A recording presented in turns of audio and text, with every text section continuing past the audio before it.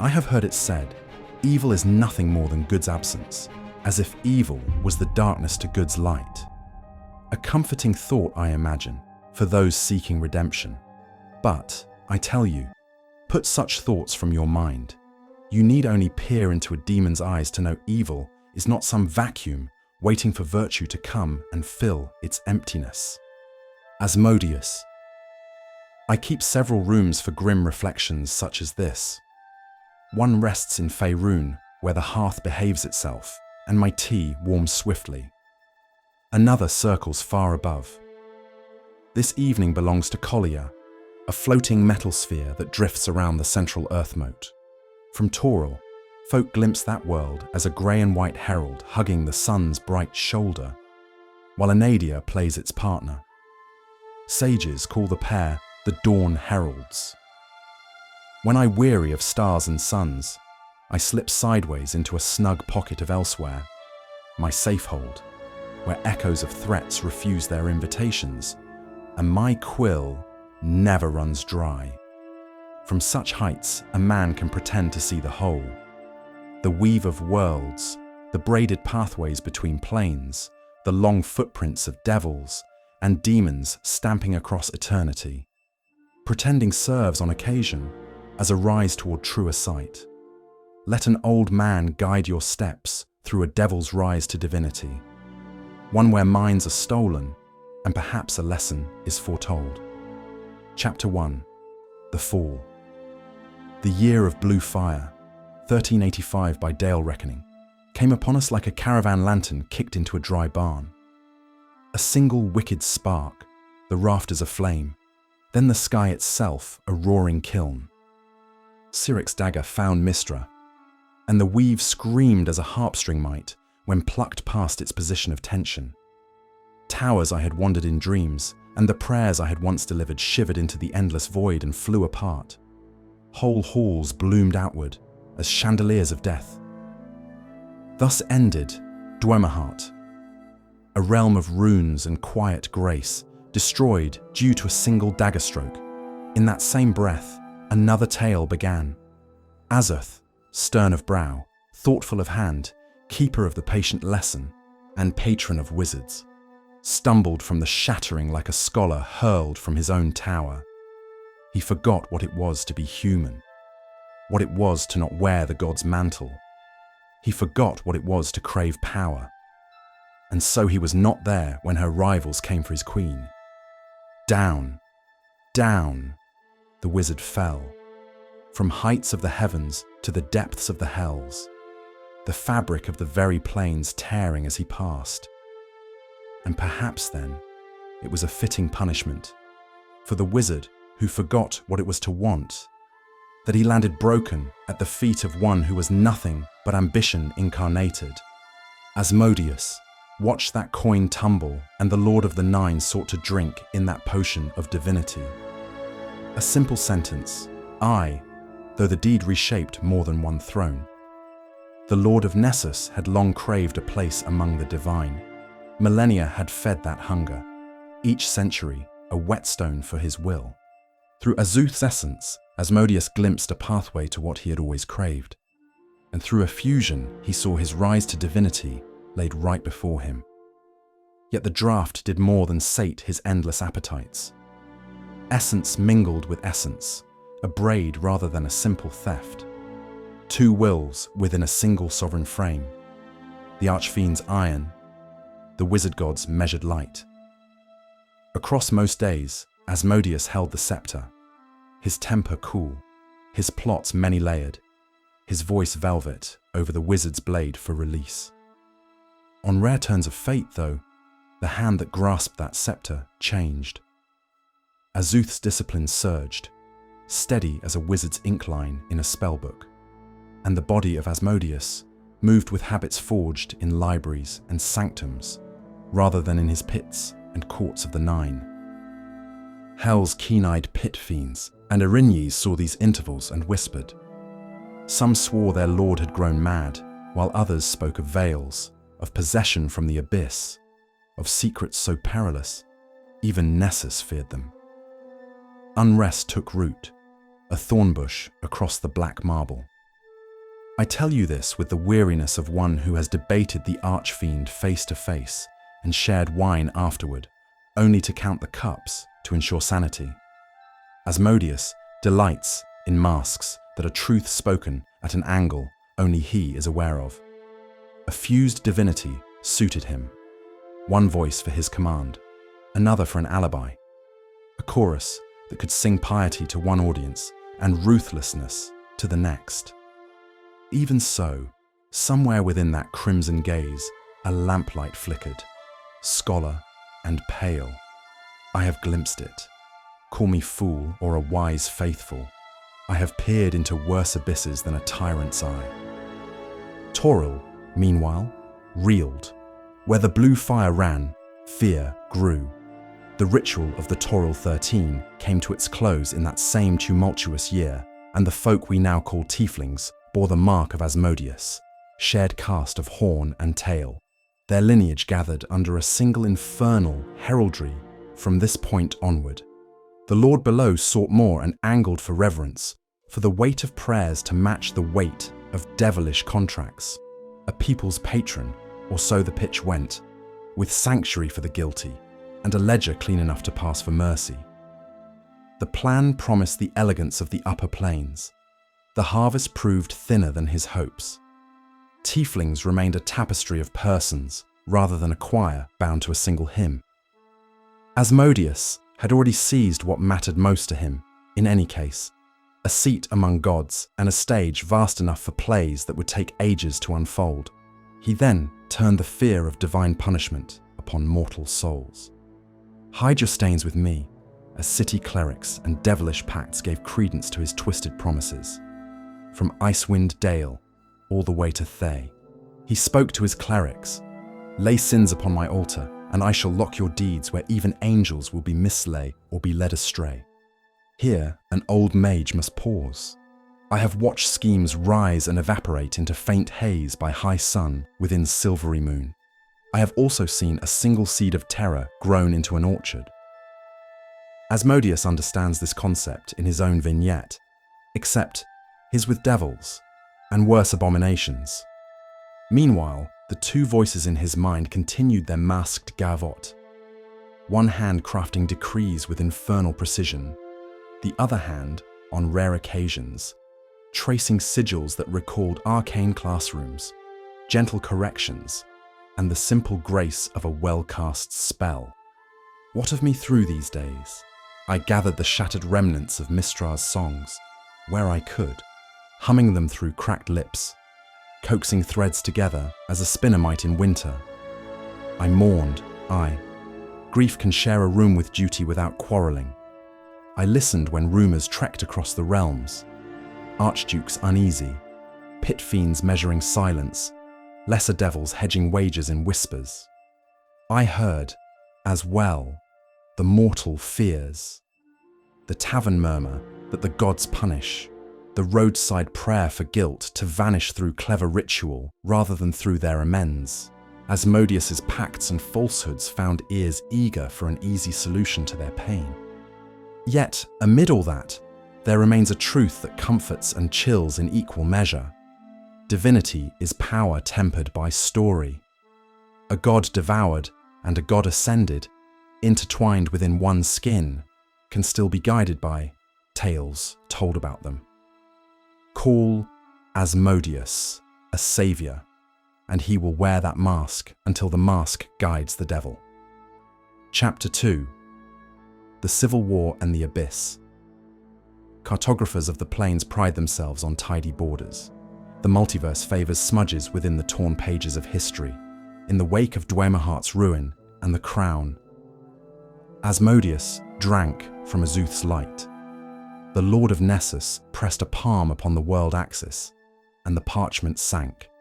Thus, the abyss slid to the floor of the elemental chaos, a churning gulf chained beneath the storm of first matter. A grand gesture. Like tipping a chessboard so the Black King tumbles into the box, seemingly an end to ages of mire and murder we named the Blood War. Hardly a peace born of grace. The legions had bled themselves. Fiends of both breeds, felt the emptiness where pride once roared. Demon lords gnawed each other's titles to splinters until even their ravenous courts tired of the taste. Archdukes weighed gains measured in ash and death against coffers grown lean of souls, worth counting. Each host had come to the same weary arithmetic, endless charges and scant harvests. So a truce came, sullen, prickly, teeth clenched through the handshake, while the board wobbled from Asmodeus's shove. The war's red thunder did not fade, it changed rooms. A tale you've decided to tell should always include a tragedy or some form of corruption. Mortal corruption became the new venture, where a whispered promise could purchase what battalions now rarely could not. Asmodeus knew the glaze across this quiet resembled a cooling slag. Thin peace over a vat still boiling with rage. A single trumpet on the abyssal wind could rally the howling hordes into a spear wide enough to pierce Avernus, and keep descending through Stygia and all the way to Nessus. Only an invasion from beyond their own snarling quarrels would weld the demon princes together, and only a fool would hand them that unifier. The Lord below prefers that control to be with him, the ruby rod, and within his own decree. So he turned inward, while gazing outward. He flattered and froze, archdukes as needed, Desparta coaxed toward a subtler iron, Mammon bribed with countless gold coffers that equaled whatever he wished. Levistus reminded of betrayals, freedom, and power that he could achieve once free from his frozen throne. Glacia given just enough fresh souls to braid for twisted experiments in beauty and hideousness. Mephistopheles, ever the scholar of hellfire and a wizard in his own right, received libraries of knowledge to eternity and even scriptures past the far realm. His debts of divine energy to other archdevils were also loosened. Even Bel and Zariel, who measured strategy in marches and battle lines, felt their war books rebound with improvements to devilish technology and crueler margins. Meanwhile, the Abyss continued its own feasts. Rival princes pressed hordes against each other in spirals of envy and mockery, each claiming a crown that exists only when gazed upon from the right cliff. Grazist whispered through lust, silk, and succubi. Orcus counted days like graves he was yet to control. Demogorgon argued with himself across oceans within his lair. Their rivalry sprawled, then tightened, then sprawled again. The same echoes of time may question whether evil and good were always present. Law and chaos, however, have always spun their threads. This was one tension that couldn't be erased forever, and one that within the balance of the multiverse was necessary. A crusading paladin might be discouraged from seeking out and defeating Demogorgon, because doing so could weaken the Abyss enough to allow the forces of the Nine Hells to gain a firm foothold there. An adherent of the balance might vie with a great arcanist, as both search for knowledge of a ritual that would cripple Asmodeus for a short time. The arcanist correctly believes that performing the ritual would free a world of the material plane from the devil's taint, but doesn't appreciate that it also would bring a grievous setback to the forces that have been keeping the demons from overrunning Avernus.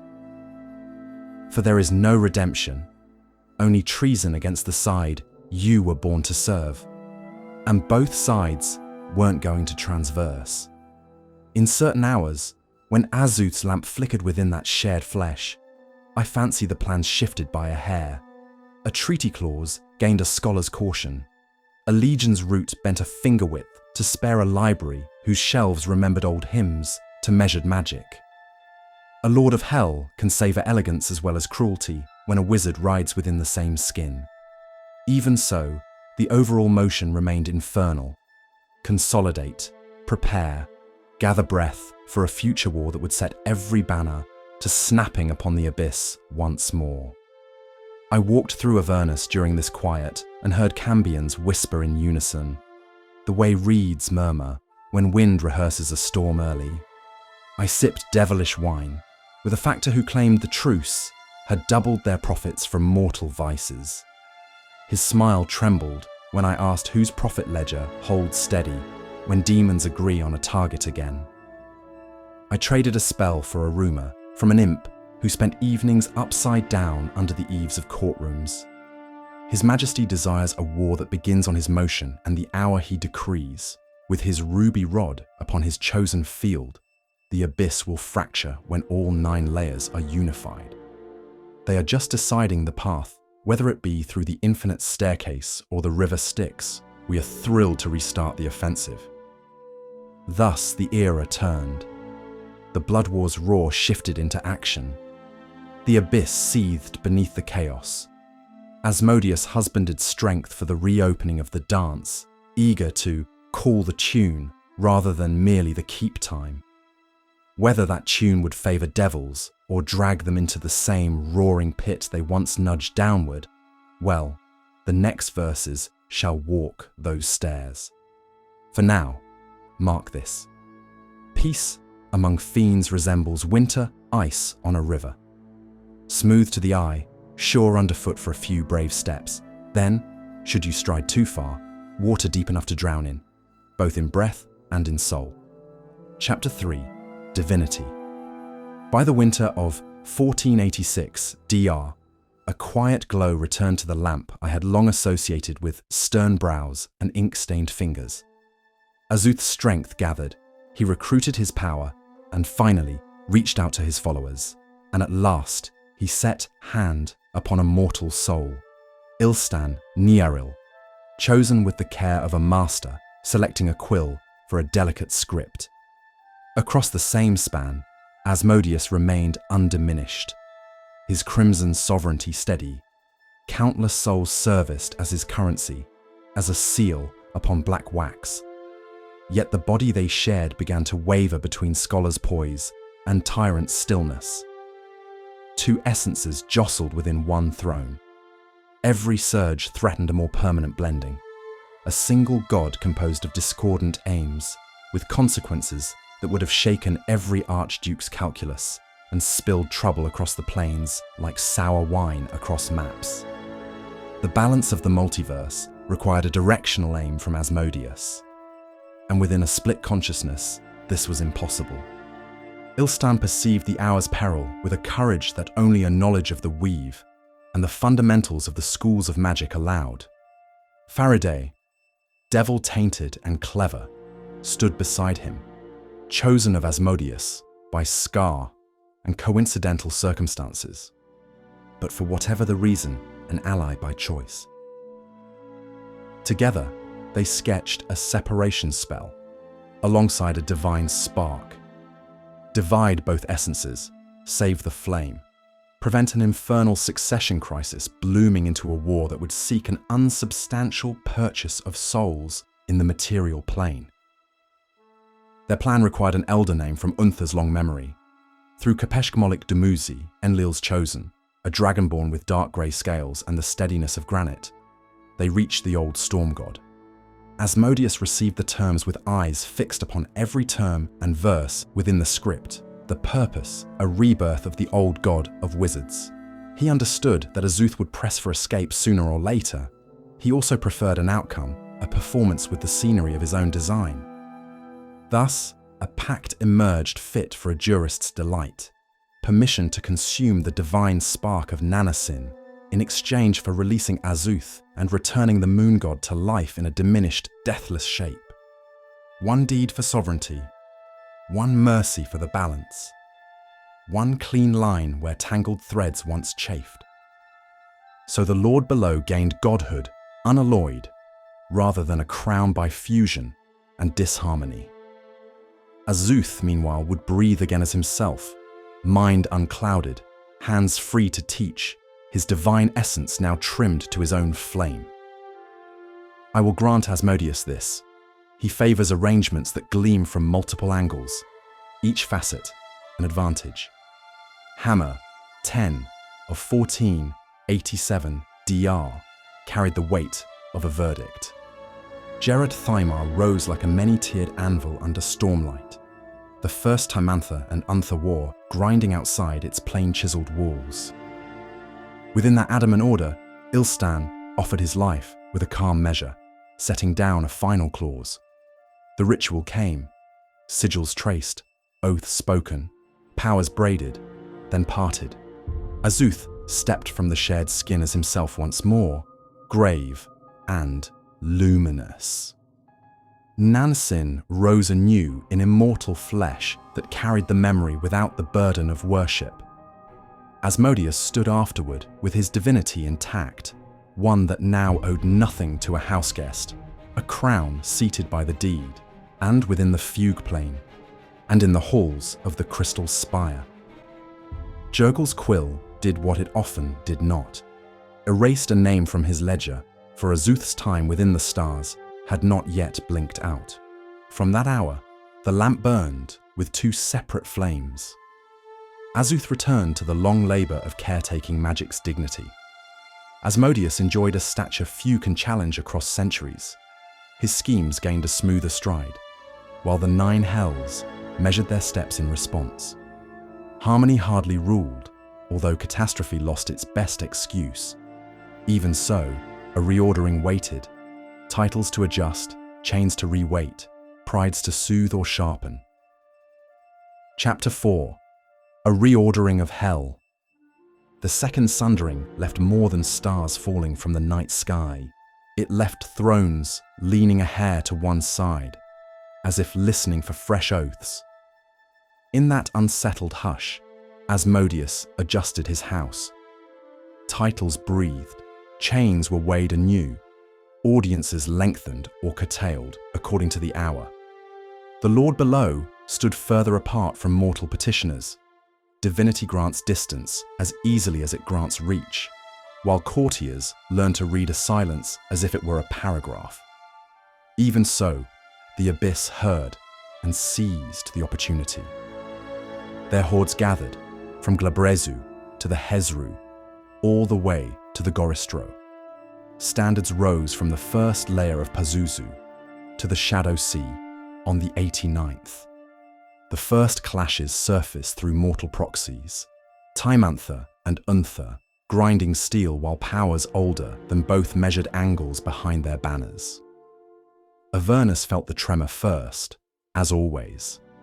The mustering ground became a drumhead, its beats carrying up through all 9 layers. By 1492 DR, the old quarrel roared outright once more. The Blood War's thunder returned, this time threaded with lessons from the interval of quiet. Subtler snares, sharper accounting. Temptations laid like caltrops along every mortal road.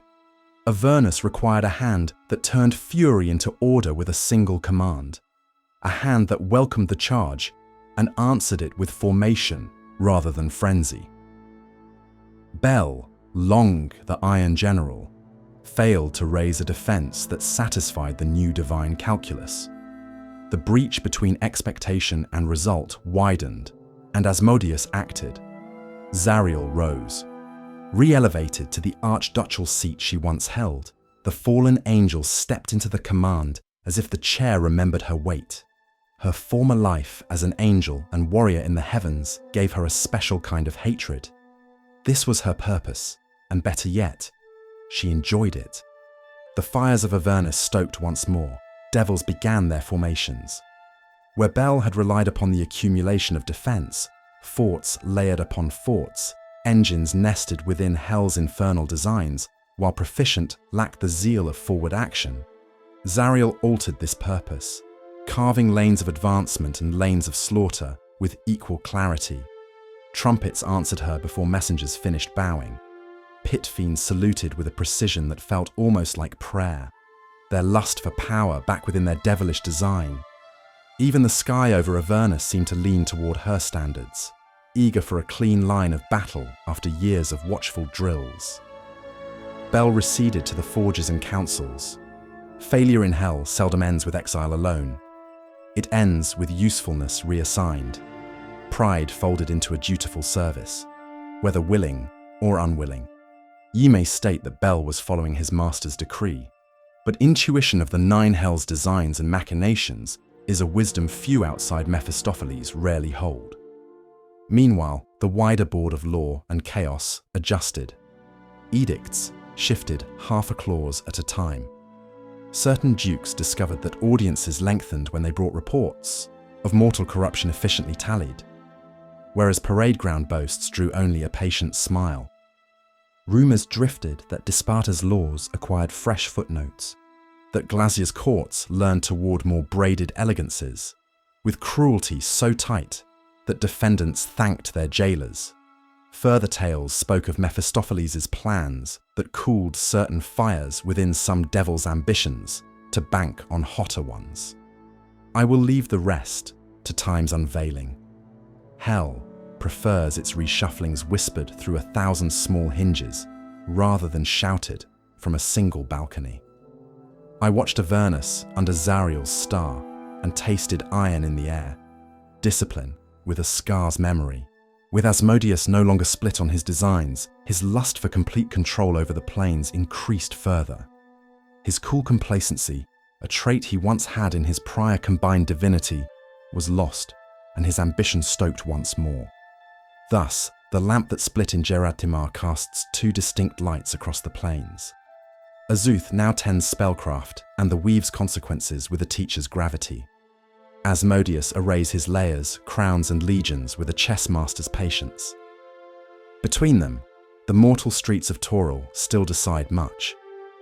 A contract refused, a prayer uttered without the thought of reward, a sword lowered at the right moment. I have seen realms reorder themselves through grand rituals. Yet, I have also seen a single innkeeper's mercy foil a devil's month of careful work. Close the book gently. Ash gathers even when pages stay shut, and Avernus will shake the lids again come next campaign season. For now, remember the lesson etched across these 4 chapters. Power changes shape as readily as lava cools into stone, whereas story endures and teaches the hand that wields the scepter how high to lift it and when to set it down. And in some semblance of hope, it feels comforting to know that Hell's legions and the demons of the abyss are back, focusing on one another and letting the world breathe. If even for a moment. I have heard it said evil is nothing more than good's absence, as if evil was the darkness to good's light. A comforting thought, I imagine, for those seeking redemption, but, I tell you, put such thoughts from your mind. You need only peer into a demon's eyes to know evil is not some vacuum waiting for virtue to come and fill its emptiness. Evil is a force. It is an influence in the cosmos, an agency equal to or perhaps even greater than its antithesis. There are 2 sides in this eternal struggle, one light and the other dark. You might find evil's works reprehensible, yet to those whose hearts belong to corruption, good deeds are equally deplorable. Understand, there is no redemption, only treason against the side you were born to serve.